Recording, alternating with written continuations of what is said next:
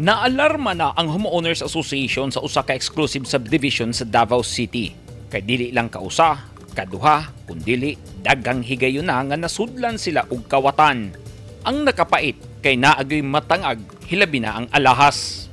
Ning bag-o lang na dokumento pinaagi sa CCTV ang pagsulod sa kawatan sa compound sa usa ka balay sa high-end subdivision ning syudad.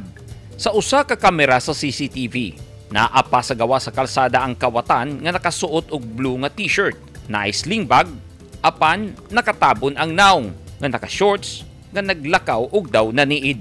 Dihang nakakita og pwesto ang lalaki kung hain siya moagi, nakuhaan gihapon kini og video sa CCTV.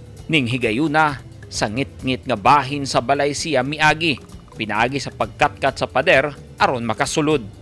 Taod-taod pa nga nagpuyo ang lalaki nga daw naniid ug napabay nagmata sa tagbalay. Dihang nakahunat na og kurso, unang girumbo niini ang bintana nga daw gisusi kung wala ba kini malak. Sunod nga giadtuan ang laing pultahan. Apan wala makaatraka kay miusig ang iro. Apan makita ang bitbit sa lalaki nga usa ka kutsilyo.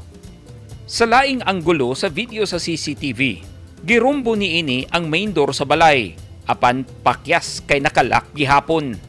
Dinhi na mikatkat ang lalaki sa gidisenyong kabilya aron mo padulong sa second floor, pero naglisod kini. Nasayran nga nakakawat na di ay ang suspect sa laing balay ug ang kutsilyo nga iyang gidala kinawat usab sa laing balay nga una niyang nasulod. Subay sa impormasyon, nakatangag na og alahas sa laing balay ang kawatan. Tungod kay napakya siya sa iyang misyon ni ining balay di nakuhaan siya og video, nagmalampuson di ay kini sa laing balay nga iyang gikawatan diin gibilin pa niya ang kutsilyo.